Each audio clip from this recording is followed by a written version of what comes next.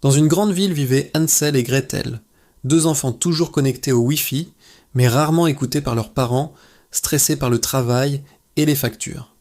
Leur père faisait des livraisons à domicile, leur mère enchaînait les heures supplémentaires dans un supermarché ouvert 24h24. Et souvent, il n'y avait même pas d'argent pour dîner.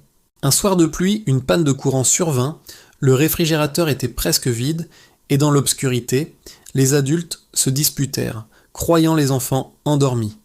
Ils parlèrent de les envoyer quelques jours chez leur tante en banlieue, mais leurs paroles étaient pâteuses, empreintes d'épuisement, et les enfants eurent l'impression de vouloir se débarrasser d'eux. Blessés et en colère, Hansel et Gretel décidèrent de fuguer à l'aube, emportant seulement leur téléphone portable, une batterie externe et quelques encas. Ils marchèrent jusqu'à ce que les immeubles laissent place à des entrepôts abandonnés et des hangars couverts de graffitis. Le GPS cessa de fonctionner et le signal disparut. Plus de cartes, plus de messages.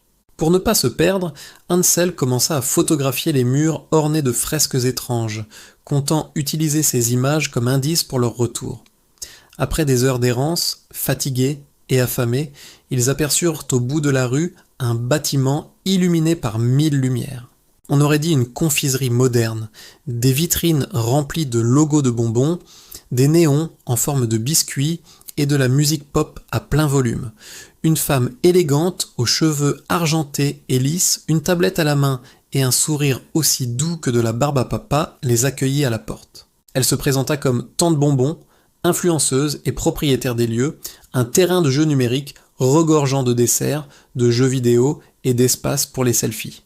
Elle leur offrit chocolat chaud, gaufres, Wi-Fi illimité et un coin pour recharger leur téléphone.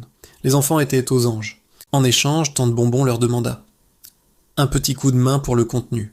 Quelques photos, quelques vidéos, quelques lives. Jour après jour, Hansel et Gretel arboraient des tenues extravagantes, se maquillaient et se filmaient en train de manger des bonbons, de relever des défis et de danser devant les caméras. Le nombre d'abonnés augmentait, les j'aime explosaient, mais les deux enfants avaient l'interdiction de contacter leur famille.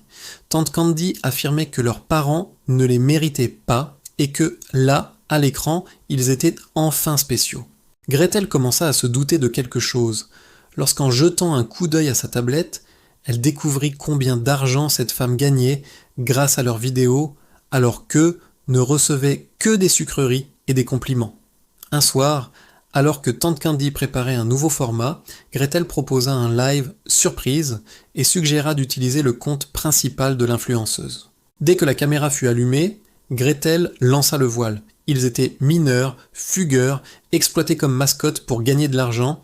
Elle montra les documents qu'elle gardait dans son sac à dos et les messages sauvegardés avec sa mère. Le public se déchaîna sur le chat, exigeant des explications et interpellant la police et les services sociaux. Tante Candy, prise en flagrant délit, tenta de tout faire taire, mais la vidéo circulait déjà partout.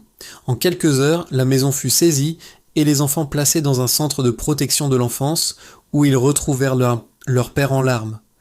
Leurs parents, désespérés par leur disparition, les avaient cherchés pendant des jours. Ils n'étaient pas parfaits, mais ils les aimaient. Dès lors, Hansel et Gretel comprirent qu'un simple j'aime ne vaut pas un câlin. Et leurs parents apprirent que les enfants n'ont pas besoin de maisons remplies de bonbons ni d'écrans lumineux, mais de temps, d'une oreille attentive et de quelqu'un qui restera présent, même quand la communication est coupée,